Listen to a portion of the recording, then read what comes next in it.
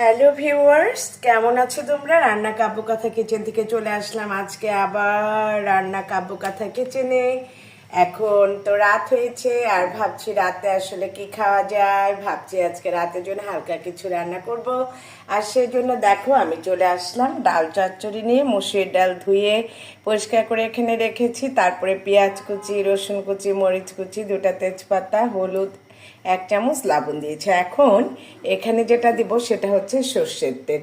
তোমরা দেখতে পাচ্ছ এখানে আমি ভুট্টা মার্কা সর্ষের তেল ব্যবহার করছি এবং এখানে আমি কিছু সর্ষের তেল দিয়ে দিব এবং এটাকে সুন্দরভাবে মাখবো।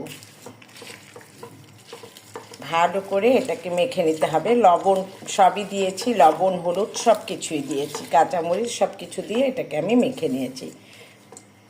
দেখো সুন্দর করে মেখে নিয়েছি এবং এখানে আমি এখন চুলাটাও জ্বালিয়ে দিয়েছি। এখন আমি এখানে কিছু পানি অ্যাড করব, তোমরা দেখতে থাকো।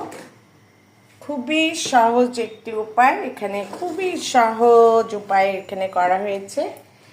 মসুর ডাল ধুয়ে নেবে তোমরা এবং ভালো করে, এবং এখানে রসুন কুচি, পেঁয়াজ কুচি, তেজপাতা, লবণ সব কিছু দিয়ে, আর তোমাদেরকে তো দেখিয়ে দিলাম যে কোন আমি ইউজ করেছি ভুট্টা মার্কা। মাঝে মাঝে আমি স্কোয়ারও ব্যবহার করি, যেহেতু ঘরে এখন আমার ভুট্টা মার্কা সরষের তেলটা রয়েছে, এই জন্য আমি এটা দিয়েছি এবং হাত দিয়ে সুন্দরভাবে মেখে দিয়েছি। এখন আমি কিছু পানি দিয়ে দিব।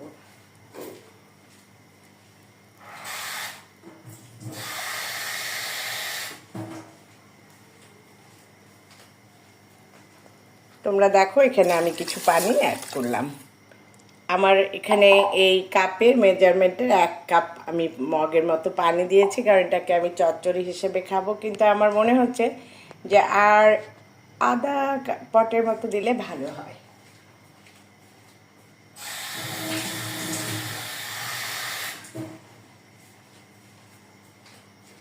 দেখো আমি আবার এই পানি আর একটু দিয়ে দিলাম এখানে এবং চুলাও জ্বালিয়ে দিয়েছি। এখন আমি এটাকে ঢাকনা দিয়ে ঢেকে দিব।